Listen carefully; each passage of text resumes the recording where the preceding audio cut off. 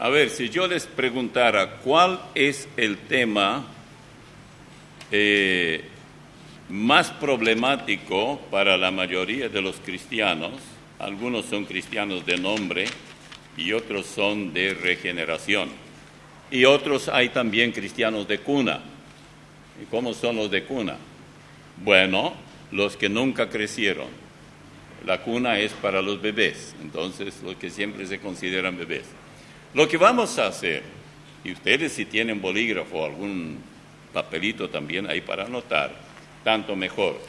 Vamos a ver varios textos de la Biblia que hablan de una manera tal que confunden a muchos cristianos, incluso cristianos que ya han vivido muchos años como cristianos.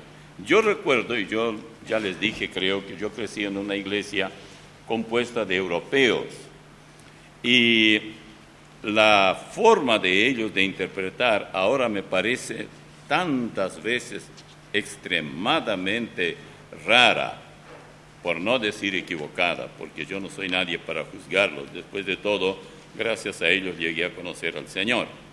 Pero en algunos textos aparecen términos. Por ejemplo, la carta a los Gálatas, cuando el apóstol Pablo les escribió, les llama la atención cómo ellos se habían alejado de la gracia divina. Y, naturalmente, esto es grave. El versículo que yo quiero leer primero es en Gálatas 5, versículo 4. De Cristo os desligasteis, los que por la ley os justificáis. De la gracia habéis caído. ¿Ok? De la gracia habéis caído. Gálatas 5, versículo 4. Ahora, los hermanos donde yo crecí decían, ve, el hermano cayó de la gracia. Que para ellos significaba, cayó de la gracia, cayó de la salvación, ya no es salvo. Si leemos toda la epístola, el contexto está dentro de todo este texto. Por ejemplo, habla acerca de la salvación, habla de cristianos carnales, cristianos espirituales, cristianos maduros, cristianos inmaduros, cristianos seguros de su salvación e inseguros. Hay un predicador allá en Estados Unidos que directamente dice, no hay cristianos carnales, tal cosa no hay. Bueno, si no hay cristianos carnales, yo digo, o usted, Señor, está equivocado o la Biblia, porque la Biblia dice que hay. En el 1 Corintios capítulo 3, por ejemplo, leyendo desde el principio, dice, de manera que yo, hermanos, no pude hablaros como a espirituales, sino como a carnales, como a niños en Cristo. Os di a beber leche y no vianda, porque aún no eres capaces, ni sois capaces todavía, porque aún sois carnales. Pues habiendo entre vosotros celos, contiendas y disensiones, no sois carnales y andáis como hombres. La expresión andáis como hombres es, ustedes viven como mundanos, pleitos, luchas intestinas allí, dentro entre ellos y todo esto. Y el mismo, un poco antes de eso, el capítulo 1 dice en el versículo 10, capítulo 1 de 1 Corintios. Os ruego, pues, hermanos, por el nombre de nuestro Señor Jesucristo, que habléis todos una misma cosa, y que no haya entre vosotros divisiones, sino que estéis perfectamente unidos en una misma mente y en un mismo parecer. Porque he sido informado acerca de vosotros, hermanos míos, por los de Cloé, que hay entre vosotros contiendas. Quiero decir que cada uno de vosotros dice, yo soy de Pablo, y yo de Apolos, y yo de Cefas, y yo de Cristo. ¿Acaso está dividido Cristo? ¿Fue crucificado Pablo por vosotros? Y ahí sigue. Es decir, ellos eran cristianos. Si usted todavía tiene alguna duda si ellos eran cristianos o no, solamente permanezca en el capítulo 1 y vamos a leer desde el principio a quién Pablo dirige esta carta. Dice, Pablo, llamado a ser apóstol de Jesucristo por la voluntad de Dios, y el hermano Sóstenes, a la iglesia de Dios que está en Corinto. Ahí él mandó, los hermanos eran iglesia de Dios que está en Corinto, a los santificados en Jesús, llamados a ser santos, con todos los que en cualquier lugar invocan el nombre de nuestro Señor Jesucristo, Señor de ellos y nuestro. Esto es lo que dice la Biblia. Por eso cuando nosotros hacemos el trabajo como nos corresponde hacer en Radio América, y vienen las preguntas, uno no puede menos que llegar a ser realmente rápido en encontrar la respuesta en la Biblia que le hacen los oyentes. Y una de las preguntas que nunca termina, ¿es la persona una vez salva para siempre? La respuesta es rotundamente sí. Voy a mencionar algunos textos que ni siquiera hay que buscarlos en la Biblia. Por ejemplo, en Juan 3:16 dice, porque de tal manera amó Dios al mundo, que ha dado a su Hijo unigénito para que todo aquel que en él cree no se pierda, mas tenga vida eterna. Primero, ¿quién amó a quién? Dios, ¿a quién? Al mundo. ¿A quién dio? A su Hijo unigénito, para que todo aquel, ¿quién? Todo, que en él cree, no se pierda, mas tenga, ¿qué? Vida eterna. ¿Cuándo obtiene la vida eterna? Cuando en él cree. Bueno, si creyó en él, ¿cómo puede luego perder la salvación? Cuando es eterna. Él da vida eterna, no mitad de la eternidad. ¿Cómo es la mitad?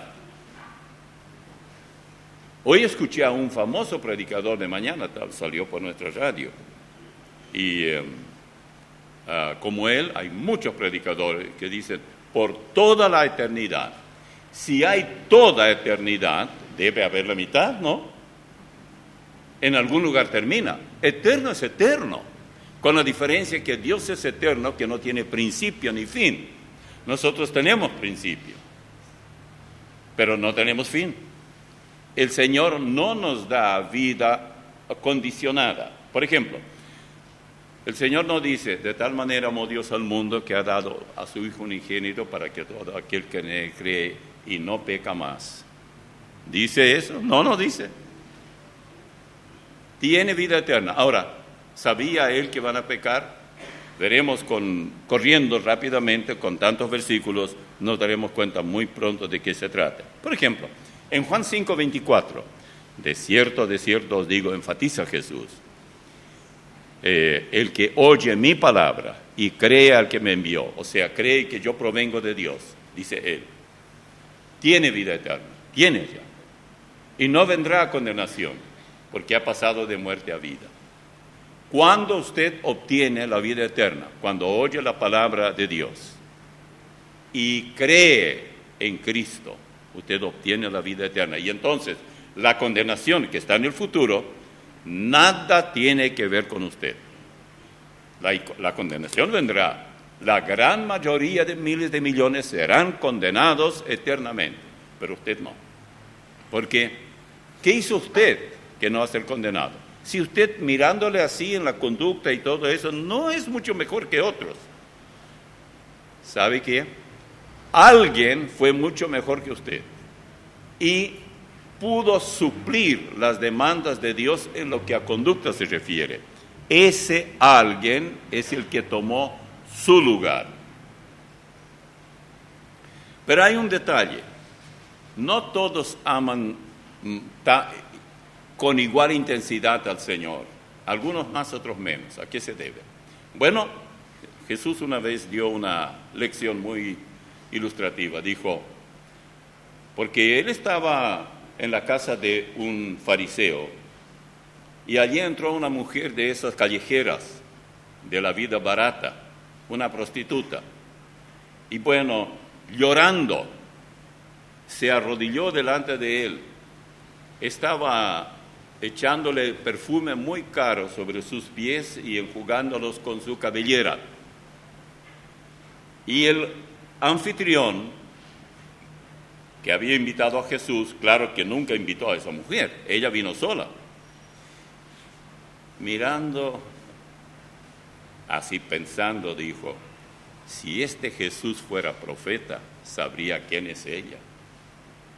No dejaría jamás tocar sus pies, nada de eso. Pero Jesús sabía lo que él pensaba.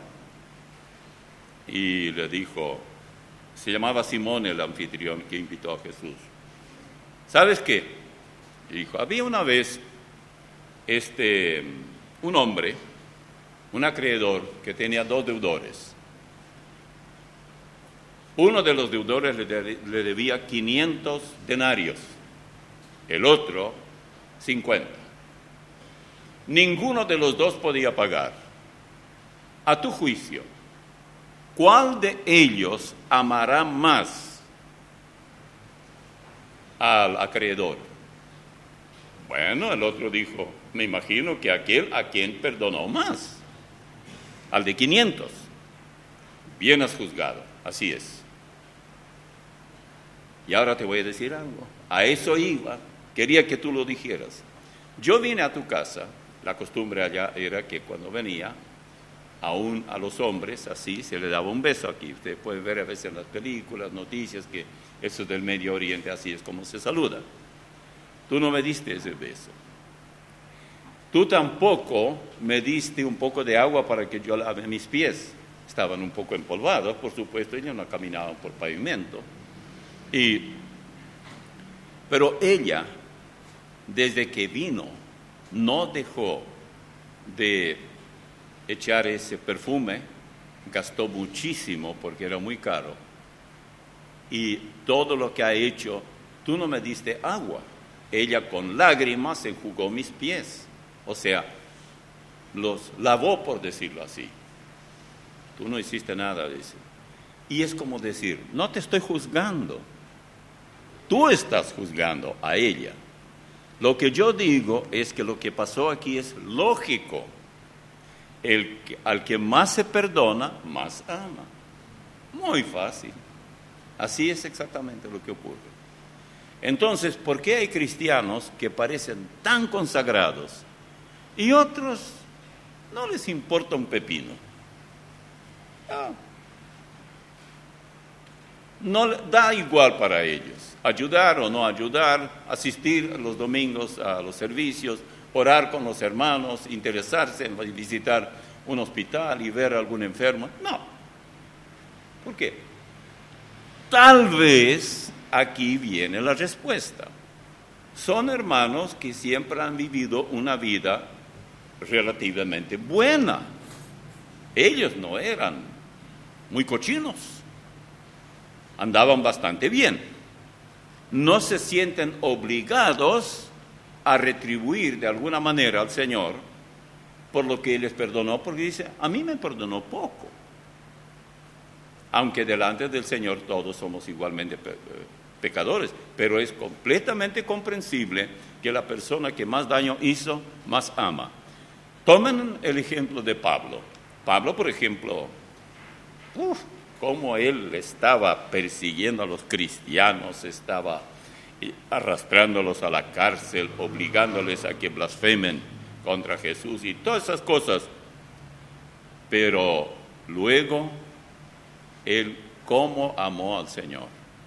Sus muchos pecados le fueron perdonados, no porque él amó mucho, sino que primero le fueron perdonados, entonces vino el amor. Cuando el Señor nos perdona en el momento. O sea, algunos preguntan, bueno, ¿cómo puedo yo saber que Él me perdona? Yo le digo, bueno, vaya a Colosenses capítulo 2 y vea lo que dice allí. En Colosenses capítulo 2 tenemos un texto que yo también lo cito con mucha frecuencia y dice así, versículos, voy a leer desde el 11.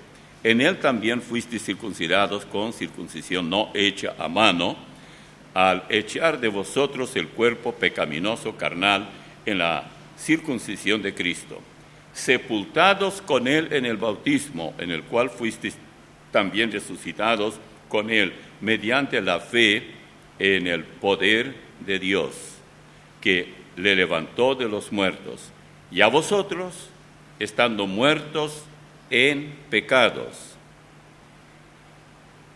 os dio vida, yo salté una parte, juntamente con Él, perdonándoos todos los pecados. Cuando el Señor lo encontró y le perdonó, usted estaba muerto. ¿Qué? Sí, espiritualmente sí. Ahora, ¿cuántos pecados Él le perdonó cuando usted recibió a Él por Salvador? ¿Qué dice la Biblia? Aquí. Todos. Bueno, ¿cuántos son todos? La gran mayoría, el 99,9% de cristianos dirán, bueno, los pasados, porque los otros todavía no cometí. Aquí estaríamos haciendo la de Cantinflas.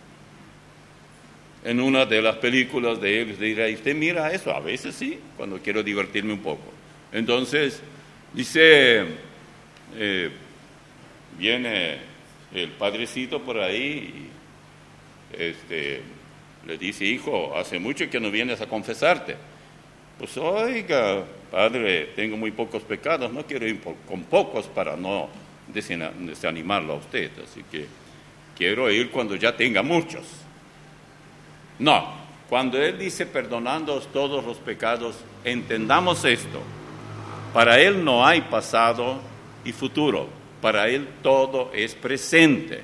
Cuando Moisés preguntó y le dijo Dios, bueno, tú me envías que yo vaya y hable con los ancianos de Israel allá en Egipto, primero con ellos, después con el faraón, y si ellos me preguntan quién te envía, bueno, si te preguntan quién te envió, diles, me envió el yo soy el que soy.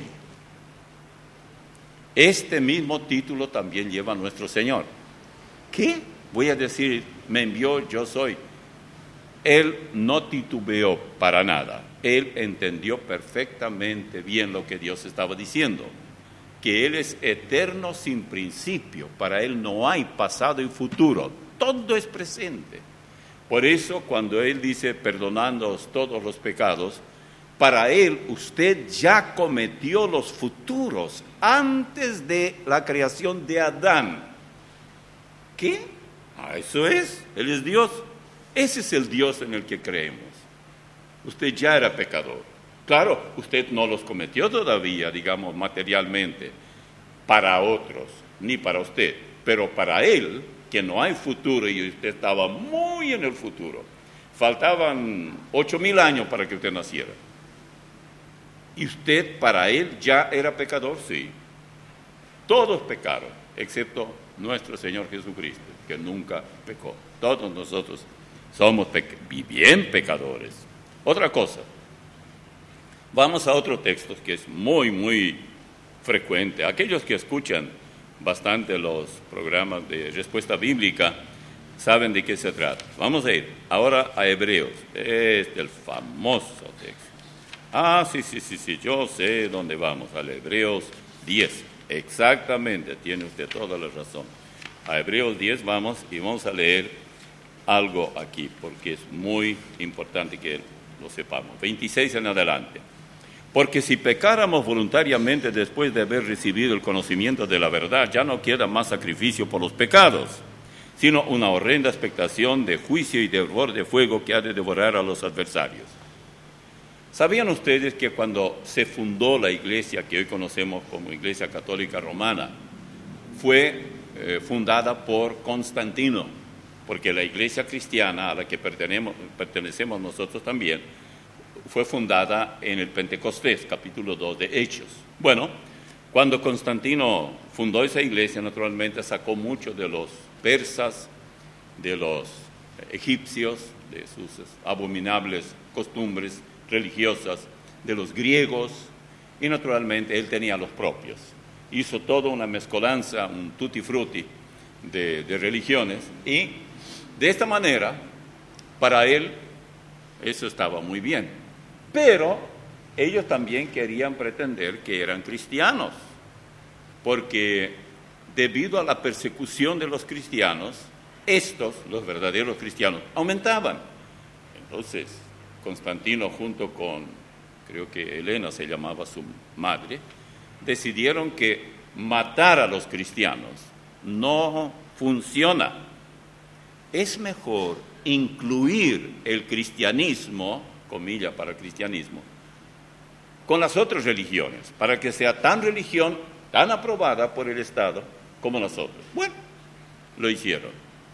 Pero luego vinieron los nunca regenerados, líderes de la iglesia. Algunos eran de las órdenes babilónicas, otros las persas, otros los griegos y así, con todas sus supersticiones, y dijeron, como no entendían nada, nunca fueron regenerados, dijeron, Su Majestad, porque él quería bautizarse, pero era muy mujeriego y de todo, cochino como el sol.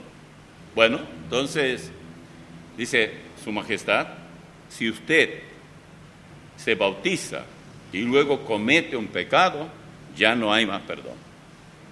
Entonces él les ordenó que no lo bautizaran, pero que sí lo bautizaran cuando ellos vean que ya está a punto de morir. Me temo que de ahí también viene la extrema unción. Entonces, así sí. Entonces ellos esperaron hasta que ya vieron que ya se estaba yendo, ahí lo bautizaron, sabiendo que ya no va a recuperar la salud, y entonces está bien. Y ahí en adelante ya no hay problema. Ahora, cuando uno lee y dice, aquí dice si pecáramos voluntariamente después de haber recibido el conocimiento de la verdad, lo que la mayoría de nuestros cristianos hoy no se fija, que aquí no dice si pecáramos voluntariamente después de haber sido salvos, sino conocimiento de la verdad. El conocimiento de la verdad es llegar a conocer, pero aparte, esto fue escrito a los judíos, y los judíos debían haber sido y fueron los primeros en reconocer a Jesús como el Mesías. La iglesia de Jerusalén, donde se bautizaron 3,000 en un día cuando predicó Pedro, todos eran judíos. Allá no había un solo gentil, hasta donde sabemos, porque se hizo bastante movimiento, bastante intrigas cuando se comenzó a predicar a los gentiles, y los gentiles creían, especialmente en Galacia, en Asia Menor, todo lo que hoy es Turquía, por esa zona se estaba predicando. Bueno, entonces, este texto de ninguna manera habla a un cristiano, digamos miembro de esta iglesia, que ha pecado. Entonces ya no tiene ninguna posibilidad de reparar esa situación. No tiene, porque dice, le espera una horrenda, versículo 27, horrenda expectación de juicio y de hervor de fuego que ha de devorar a los adversarios. Eso es lo que le espera. O sea, tú te quieres salvar, pero no puedes. ¿Por qué? Porque tú pecaste, como dice aquí, voluntariamente. Ahora yo pregunto, ¿cuántos pecados son involuntarios? De los que ya conocen la Biblia. Los que no conocen, sí, son pecadores involuntarios. ¿Sí? Ellos ven cómo se portan otros y siguen lo mismo. Pero las personas que son cristianas, si pecan, no tomaron precauciones debidas para no pecar, claro que son pecadores voluntarios. El autor de la Epístola a los Hebreos, que no sabemos quién fue, algunos creen que es Pablo, yo no sé, podemos estar de acuerdo con eso, pero como no hay seguridad, dejemos que la carta fue dirigida a los hebreos, a los judíos, que debían ser los primeros en continuar recibiendo al Señor. Al principio todo fue muy bien, pero cuando los gentiles comenzaron a aumentar en las filas de los cristianos, los judíos no querían creer. Y entonces, teniendo todas las evidencias que el Yahshua o Jesús era el Mesías, ellos pecaban voluntariamente. Y el pecado voluntario de ellos no era lo que tal vez usted piensa, era la incredulidad. Y cuando una persona peca voluntariamente, en ese sentido, lo único que le queda es lo que dice aquí. Dice que espera el fuego, hervor de fuego que ha de devorar a los adversarios. El que no quiere creer es tan adversario de él, creer en Cristo. El que no quiere, tan adversario de Cristo como el que lo persigue. Y los judíos tenían la oportunidad única. Si usted sigue leyendo este texto, claro, usted puede encontrar tal vez otras palabras que le confunden. Pero el más difícil de todos es el de Santiago, capítulo 2. Permítanme hablar un poco sobre esto. Dice en el versículo 14, hermanos míos, ¿de qué aprovechará si alguno dice que tiene fe y no tiene obras? ¿Podrá la fe salvarle? Y si un hermano o una hermana están desnudos y tienen necesidad de mantenimiento de cada día, y alguno de vosotros les dice, id en paz, calentados y saciados, pero no le dais las cosas que son necesarias para el cuerpo, ¿de qué aprovecha? Voy a seguir leyendo. Así también la fe, si no tiene obras, es muerta en sí misma. ¿Qué o quién es muerto o muerta? ¿El cristiano? No, es la fe. ¿Qué es la fe muerta? Bueno, sigamos leyendo. Ya en el versículo 16 dice, si alguno de vosotros le dice, id en paz, cuando una persona viene necesitada, y usted puede ayudarle, puede darle comida, puede darle un abrigo, si necesita abrigo, puede darle, tal vez pasar una noche, se puede hacerlo, pero usted no lo hace, pero usted es cristiano, y el que vino a su puerta necesitado, alguien le dijo, mira, esa gente es buena gente, son cristianos, ellos te pueden ayudar. Y usted solamente dice que le vaya bien, que vaya en paz, o tal vez incluso dice, espere que yo voy a orar por usted, y usted le hace una oración muy conmovedora y todo, y le dice, Señor, cuídale a este caballero, ay, te pido, él tiene algunas llagas y necesita ser sanado, y todo tan chuchi que él hasta quedaría conmovido. Pero él no necesita bla, bla. Lo que él realmente necesita es comida, techo tal vez, o tal vez ambas cosas, tal vez ropa. En otro lugar Jesús también les dice, tuve hambre y no me diste de comer, fui forastero y no me recogisteis, en la cárcel no me visitasteis, enfermo y no vinisteis a mí, así por el estilo, allá en el capítulo 25 de Mateo. Está muy claro eso. Entonces hay veces que esto es lo que debe funcionar. Allí es donde hay que aplicar la fe. Pero no, yo tengo fe. Por eso aquí lo que sigue dice, cuando ya dice después de que aprovecha, o sea, no es provechosa porque está muerta. Un cadáver no te puede ayudar. Cadáver es cadáver. Es fe cadáver la que no se pone en acción. Entonces dice, pero alguno dirá, tú tienes fe y yo tengo obras. Muéstrame tu fe sin tus obras y yo te mostraré mi fe por mis obras. Aquí no se habla, explícame, se habla de mostrar. ¿Cómo puedo yo mostrar mi fe a los demás? Vivirla. Así de sencillo.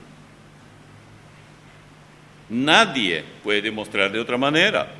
Después dice, mire, 19, tú crees que Dios es uno. Bien haces. También los demonios creen y tiemblan. Entonces dirá usted que esa fe no sirve porque es de los demonios. Sigamos leyendo. Mas ¿quieres saber, hombre vano, que la fe sin obras es muerta? Parece que muchos cristianos no se fijan que aquí no dice que la persona es muerta, sino la fe sin obras es muerta. ¿Le gusta a usted tener en su mente una fe muerta? ¿Se convirtió su mente en mortuoria? Bueno, usted decide. La fe que debe tener vida. Por eso aquí dice, no dice explícame, sino muéstrame. Lo único que usted puede mostrar es algo que usted hizo. Usted puede explicar lo que es teoría, si la persona puede entender y usted es capaz de explicarlo. Pero la mejor manera es demostrarlo físicamente. Mire, usted va a comprar un automóvil y pongamos que usted quiere comprar un automóvil nuevo, va a la agencia y quiere comprar. Usted tiene dinero, no tiene problema, tiene capacidad para pagar, aunque sea con pagos mensuales, lo que fuera. Y el vendedor siempre está loco por vender, y usted es loco por comprar, pero no tanto como él por vender. Entonces usted se cuida desde luego y todo. Y cuando el vendedor ve que usted ya medio está perdiendo el deseo de comprar, y como hay tantas otras playas de venta de vehículos y usted va a ir a otra y él va a perder al cliente, ¿sabe qué le va a decir? ¿Por qué no lo prueba? Pruébelo. Y le dice, en algunos países incluso le dan la llave y usted puede ir solo. Acá tal vez no, porque nunca más vuelve, pero se va. Yo hice eso. Me da la llave y usted puede ir, váyase. Yo quiero probar en la carretera, a ver si tiene un poco de empuje rápido y todo eso, y cómo es, si tiene estabilidad. No se puede en la ciudad, por eso se viaja muy lento. Y entonces, yo quiero probar. Ellos saben lo que hacen. ¿Y qué si viene alguien y quiere probar su fe? Y luego se da cuenta que todo es pura tontería, usted no cree. Entonces alguien dirá, bueno, la fe de los demonios. Quiere decir que si pensábamos un poco, los demonios podrían ser salvos, porque los demonios son ángeles que se rebelaron. Allá en Isaías y en Ezequiel dice claramente que un tercio de ángeles siguió a este gran lucero que era Satanás mismo, y el protector grande, querubín y todo lo que fuera. Entonces usted dice, ¿quiere decir que los ángeles tienen salvación? Vaya a Hebreos capítulo 2, versículo 6, ahí dice que no.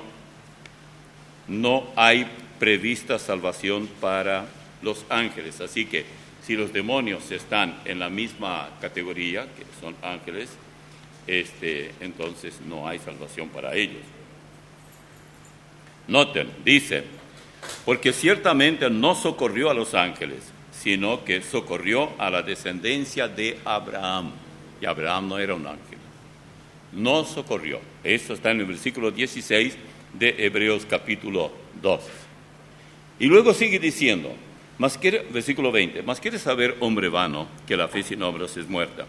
¿No fue justificado por las obras Abraham, nuestro padre, cuando ofreció a su hijo Isaac sobre el altar? Ajá, ve usted, él para ser justificado, y Romanos 5:1 dice, justificados pues por la fe tenemos paz para con Dios por medio de nuestro Señor Jesucristo. Y acá ya hay una contradicción, pues dice que Abraham fue justificado, etcétera. Lo que perdemos a veces de vista es, quiera saber, hombre vano, que la fe sin obra. Luego, no fue justificado por las obras Abraham, nuestro padre, cuando ofreció a su hijo Isaac sobre el altar. Eso de ofrecer, o sea, intentó, pero claro, Dios le estaba probando su fe y estaba dando la oportunidad que él creciera en la fe, o sea, tuviera la oportunidad de madurar. Yo no sé cuántos saben qué es gracia, la gracia salvadora. Bueno, la gracia es simplemente que Dios nos da lo que no merecemos. ¿Qué es lo que nosotros merecemos? Todos. El infierno. Está bien caliente, bien barato, no cuesta nada. Entonces, la misericordia interviene. Y vemos que la misericordia significa que Dios no nos da lo que merecemos. Por eso aplica, ten misericordia de mí cuando decimos, no me des lo que yo merezco.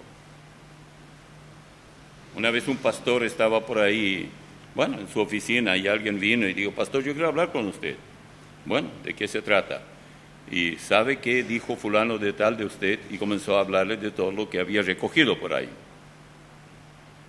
¿Eso es todo lo que le dijo? Sí. La mayor parte él no sabe. Cuando nosotros tenemos una estrecha comunión con el Señor, naturalmente que cualquier cosa que está mal, que es pecado, nos damos cuenta que está mal y lo abandonamos y no tocamos eso. Pero cuando nuestra comunión con el Señor es muy pobre, Por un lado, difícil nos es entender las Escrituras, fácil es confundir los textos bíblicos que hablan tantas veces de lo que es tan oportunamente necesario. La gente debe saber qué es la salvación por la gracia. Hay una Biblia, yo no la traje, iba a traer conmigo, pero olvidé.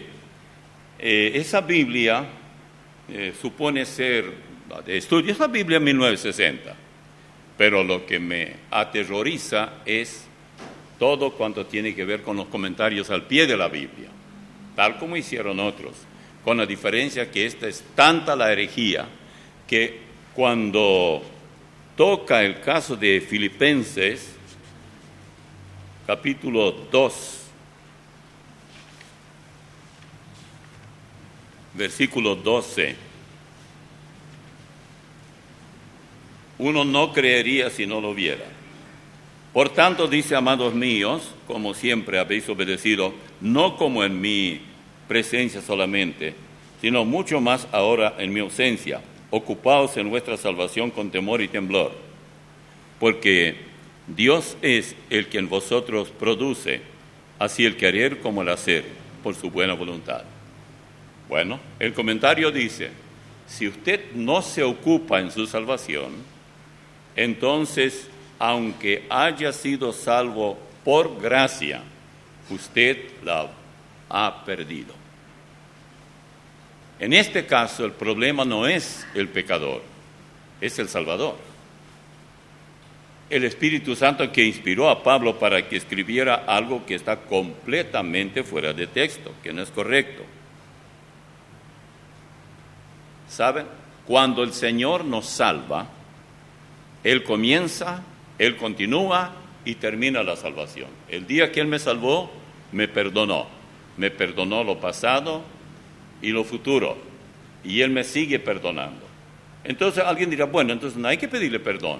Ahí en Mateo capítulo 6, versículo 12 y 13, dice, perdónanos nuestras deudas, así como nosotros perdonamos a nuestros deudores. Sí, eso hay que hacer, pero no para ser salvos. Ya somos salvos porque comienza Padre nuestro.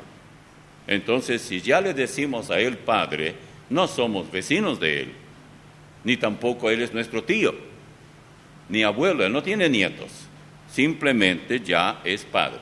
Y entonces nosotros no queremos cargar con nosotros algún pecado y pedimos que nos perdone.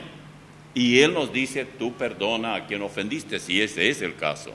Pero si el caso es con Dios directamente y ningún intermediario está por ahí que se ha ofendido y no nos hemos reconciliado con esa persona, es lo que hay que hacer. Pero escuche esto, en el versículo 6 de Filipenses 1, estando persuadido, Pablo estaba persuadido de esto, que el que comenzó en vosotros la buena obra, la perfeccionará hasta el día de Jesucristo. ¿Quién es el que ¿Cuál es esa buena obra? Es la salvación. Él la va a perfeccionar. Yo no puedo hacer nada. Cuando yo intento perfeccionar algo, todo lo que ocurre es que empeora más todavía. Había una dama, yo conocí ese lugar, era una despensa. Eran unos europeos, ella analfabeta, 100%. Y el hombre vendía. Y tenía la costumbre, los vecinos venían, era en el campo, y compraban cosas y él anotaba, fulano de tal, 2 kilos de galleta, tanto. Mengano, tanto. Y ponía todo, así que cualquier otro que venía sabía quién debe cuánto y todo eso.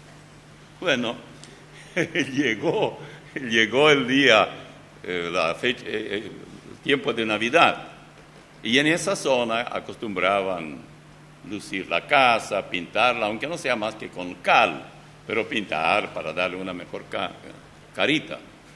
Como la esposa era analfabeta, llevó cal, vio todo sucio, las paredes sucias, rayadas, pintó todo. El hombre casi se cae de ataque al corazón. ¿Pero qué va a hacer ya? Nadie debe. Eso es lo que hace Dios, y Él no es analfabeto. no aparece una sola culpa nuestra. Todo finiquitado, perdonándoos todos vuestros pecados. Y si Él hace esto, yo prefiero continuar con Él. No hay nadie que pueda hacer algo tan bueno como Él. Ahora,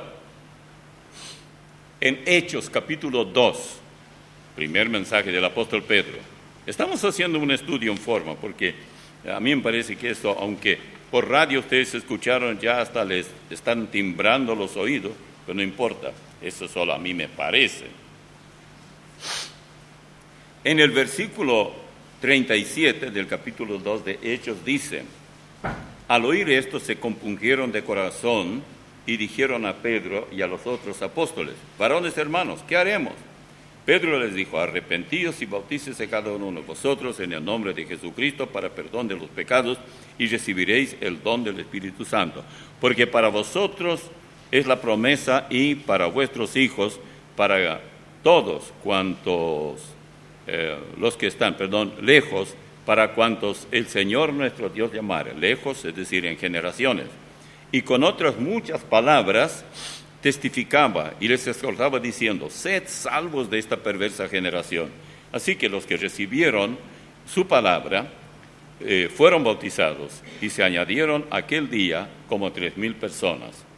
Y perseveraban en la doctrina de los apóstoles, en la comunión unos con otros, en el partimiento del pan y en las oraciones. Fíjense bien lo que ocurrió aquí. Lo único que se les exigió, cuando ellos preguntaron qué debemos hacer para ser salvos, debían arrepentirse.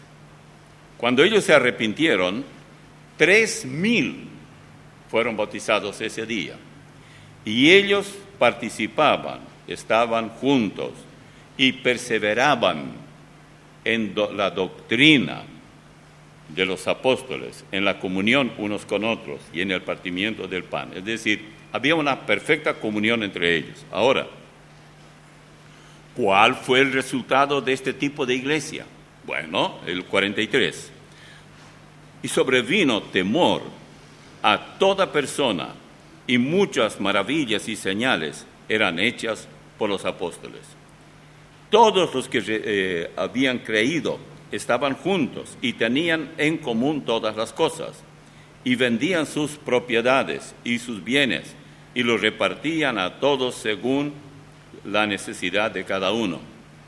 Y perseverando unánimes cada día en el templo, y partiendo el pan en casas o en las casas, comían juntos con alegría y sencillez de corazón, alabando a Dios y teniendo favor con todo el pueblo. Y el Señor añadía cada día a la iglesia los que habían de ser salvos. Bueno, noten bien que ellos vendieron sus propiedades. Ellos tenían inversiones y dijeron: ¿para qué lo queremos? Y qué bien que lo hicieron. Por eso, un poco más adelante, en el capítulo 4, dice, versículo 32, capítulo 4, siempre estamos en Hechos. Y la multitud de los que habían creído era de un corazón y un alma, y ninguno decía ser suyo propio nada de lo que poseía, sino que tenían todas las cosas en común. Y con gran poder los apóstoles daban testimonio, y abundante gracia era sobre todos ellos. Así que no había entre ellos ningún necesitado. Nadie jamás en ningún país o comunidad ha logrado esto. El comunismo pensaba que, sacarle a los ricos y dar a todos para que todos estén bien. No funcionó. Porque dice: todos los que poseían heredades o casas las vendían y traían el precio de lo vendido, y lo ponían a los pies de los apóstoles, y se repartía a cada uno según su necesidad. Esta es la razón por qué yo nunca predico sobre el diezmo. Primero, porque el diezmo no es para el Nuevo Testamento, era para el Antiguo Testamento. Nosotros no tenemos levitas para nada.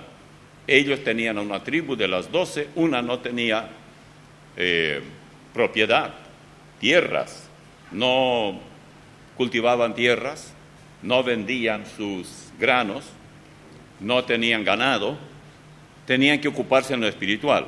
Y para eso las 11 tribus restantes tenían que mantenerlos. Y lo hacían.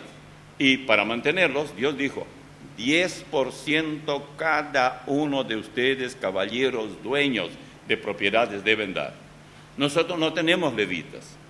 Esa es una de las razones, porque yo digo que no, el diezmo no en el Nuevo Testamento. La otra razón, en ningún lugar en el Nuevo Testamento dice que hay que diezmar. No hay ni uno solo. Busque todo lo que quiere y no hay. Y la otra razón es porque es muy poquito. Fíjense ustedes, ellos vendían y decían, bueno, yo vendí, vamos a usar dólares que tiene menos ceros, más fácil de entender. Yo vendí esta propiedad por $100,000. Y aquí están los 100,000. ¿Contaban? Completo, 100,000. Otro vendía, sí, yo vendí por 50,000. Bien, a ver, sí, 50,000. Traían todo. Ahora, si ese de 100 hubiera traído el diezmo, ¿cuánto sería? ¿Qué prefieren ustedes? Si alguno de ustedes me dice, le doy 5 millones porque vendí algo por 50, deme 50. A la neotestamentaria, al estilo neotestamentario. Eso es lo correcto. Si vamos a querer lucirnos como ellos. ¿Y qué pasó entonces? Dice José, a quien los apóstoles, 36 versículo, le pusieron por sobrenombre Bernabé, que traducido es hijo de consolación, levita natural de Chipre. Como tenía una heredad, la vendió y trajo el precio y lo puso a los pies de los apóstoles. Eso no solamente resolvió el problema de la pobreza, sino que resolvió otro problema. No era posible engañar a los apóstoles. ¿Por qué? Porque engañar a ellos era lo mismo que engañar a Dios. A tal punto Dios operaba allí. Pero ellos se despojaron de esa mezquindad. Ay, no, el diezmo, sí, hermano, hay que dar el diezmo. Y hay iglesias incluso que colocan un letrero, cuánto dio fulano, mengano, sutano y todo eso. Bueno, cuando terminó todo esto del capítulo 4, que yo acabo de decir desde el versículo 32, ya después aparece el capítulo 5. Y en el capítulo 5 están Mr. and Mrs. Ananías y Zafira. Ahí está. Y ellos sí no tenían la menor idea. Para ellos Pedro todavía tenía olor a pescado, porque era pescador. Y ellos pensaban que iba a saber él. Entonces vendieron la propiedad y pensaron que tal vez desayunaban con su pancake. Y ahí estaba rico, a mí me gusta mucho. Y entonces decían, mira, ese José que vendió en Chipre la propiedad, claramente todo el mundo sabe que él trajo todo. Los hermanos hasta ahora trajeron todo. Ya no hay pobres, ya no hay necesitados. Todos trajeron todo. Y ella tal vez le dijo, ¿y tú, querido, qué crees? ¿O qué piensas? Bueno, yo pienso que lo que podemos hacer es llevar una parte y si nadie pregunta nada, bueno, está bien. Y si pregunta, tal vez Pedro, y me pregunta si eso es todo, yo le voy a decir que sí. Pero como tú vas a llegar después, porque hasta que te arregles con tus pelos y cejas y todo lo demás, entonces cuando llegas tienes que decir lo mismo que yo. Así podríamos engañar a Pedro. Y quiere que le lea un poquito aquí. Versículo 1, capítulo 5. Pero cierto hombre llamado Ananías, con Zafira su mujer. ¿Por qué ninguna se llama Zafira aquí en Paraguay? Por lo menos yo no conocía ninguna. Vendió una heredad y sustrajo del precio, sabiéndolo también su esposa, trayendo solo una parte. La puso a los pies de los apóstoles. Y dijo Pedro, Ananías, ¿por qué llenó Satanás tu corazón para que mintieses al Espíritu Santo y sustrajeses del precio de la heredad? Reteniéndola, no se te quedaba a ti, o sea, ninguna obligación tenía para traer. Y vendida, ¿No estaba en tu poder? ¿Por qué pusiste esto en tu corazón? No has mentido a los hombres, sino a Dios. Este es un buen versículo para hablar con los llamados testigos de Jehová, para que vean que el Espíritu Santo es Dios. Al oír Ananías estas palabras, cayó y expiró. Así que Pedro no era un pescador donde todavía el olor a pescados había en él. Era un hombre de Dios. Dios lo estaba usando. Tú has mentido a Dios, le dijo. Tú no puedes engañar al Espíritu Santo. Luego, levantándose, ahí los muchachos envolvieron en una sábana esa mortadela que antes era Ananías y lo llevaron al cementerio.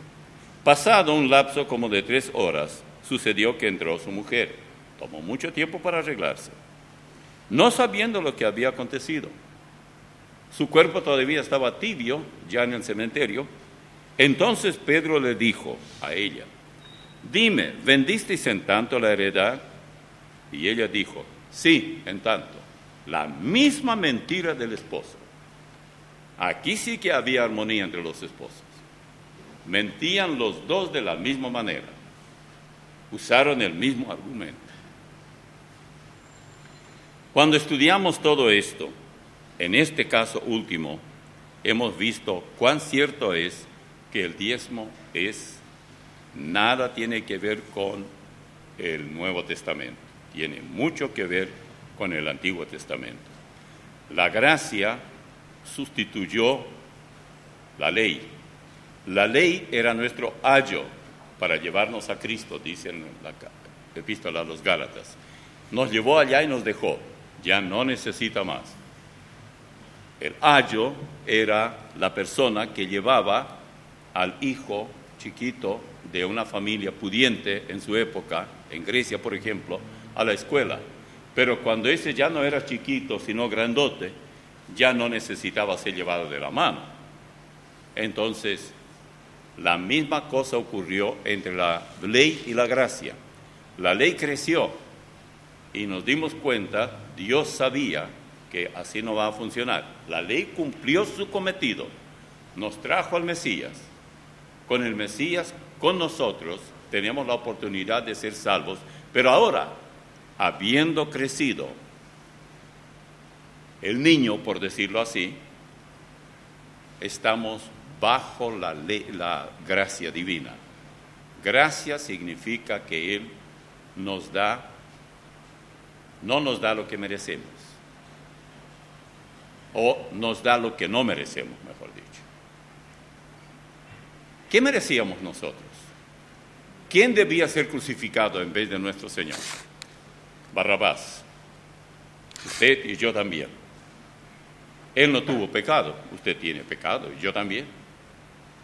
Pero Él nos salva por gracia, pagó la deuda. Esta es la razón también por qué hay unos que aman de verdad al Señor. A quien mucho se perdonó, mucho ama. ¿Alguna vez usted pensó cuánto le perdonó el Señor? Bueno, yo no sé. Yo sí he pensado mucho, especialmente en estos últimos tiempos, de cuán maravilloso ha sido Él conmigo.